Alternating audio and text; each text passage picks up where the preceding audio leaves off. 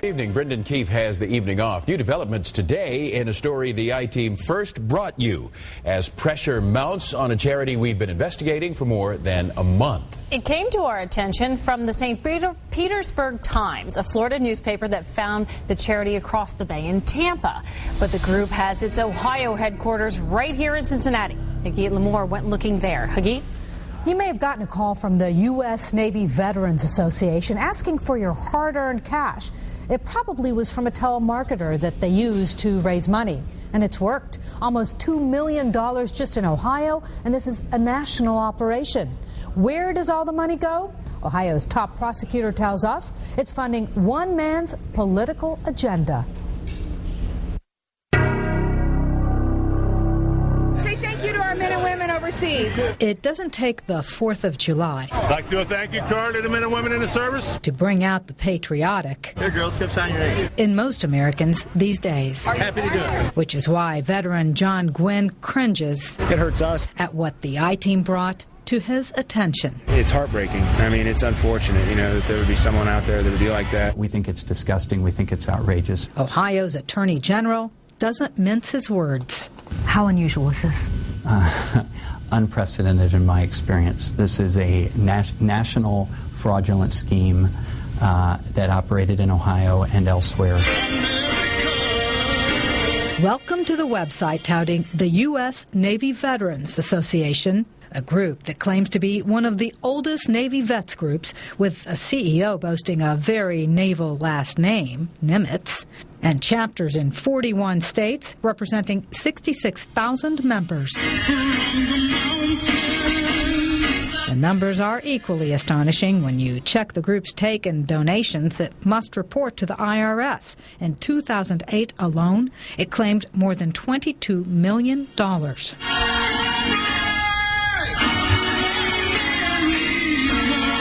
The group registered its Ohio headquarters, as charities must do, at this street address, what looks like an office on Vine Street in Cincinnati.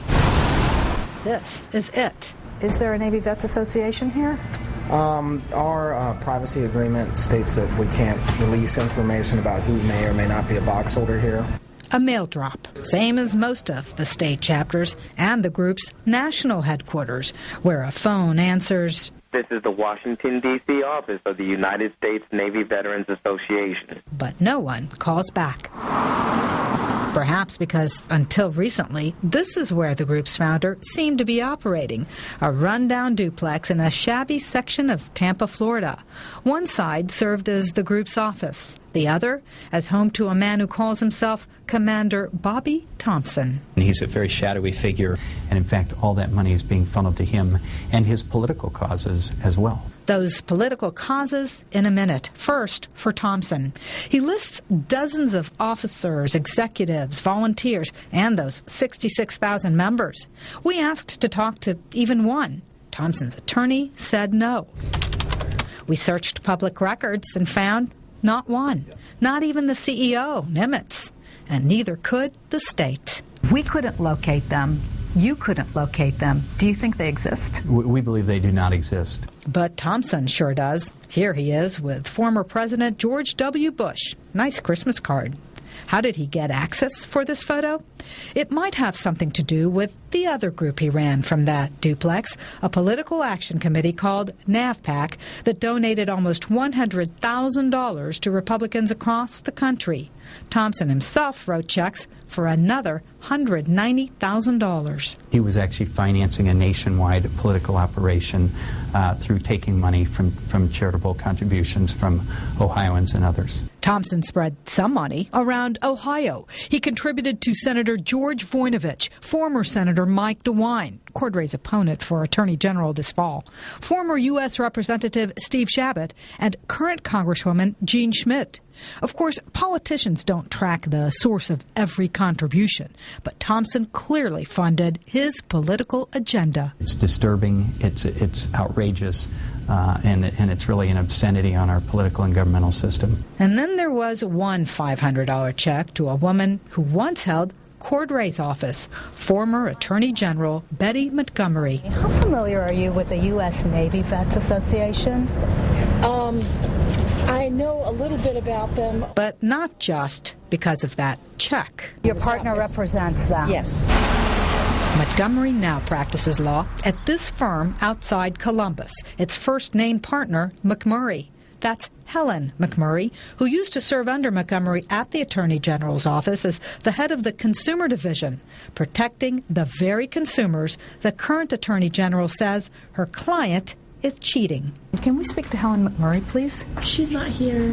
We tried for more than a month to arrange an interview with Thompson or McMurray. Again, it's not my case. It's not my client. But even her former boss. I don't disagree with anything you're saying. I think you need to talk to the person who knows about it. Could it get us an audience? I can give her a call. As for Bobby Thompson, while attorneys general across the country now are looking for him, we traced that check he wrote to Montgomery listing this address in Cincinnati. He can't be my twin. Where we found Bobby Thompson. They looking for a white guy. Close in age, but otherwise nothing alike. If I do give my money away, I give it to a Democrat. He swears that check isn't his, leaving one more mystery: why this Bobby Thompson would use this one's address. I think that's pretty bad, you know. That's something like he's using the service, you know. We never could find Commander Bobby Thompson, and now it seems neither can his attorneys. After more than a month pressuring Helen McMurray to defend her client, her firm now is filing to withdraw from the case. This is the motion that's going to go before the judge on Monday, and it says that McMurray's firm hasn't been able to reach Thompson since June 20th. He and possibly millions of dollars have disappeared. But the gravy train may be stopping because it looks like the two telemarketing firms that the firm was working with now have dropped the charity. So no more calls to people's homes. And Ohio, Florida, and several other states also have moved to shut down the operation. But what about the veterans? Is there any proof that any of that money is going to the veterans? Well, we've found thousands of dollars here and there. You know, a few thousand here, a few thousand there, but nothing like millions of dollars. And also local veterans groups that do services, they say they've never heard of U.S. Navy vets and never seen them providing any services. All right. Thank you for bringing us that story.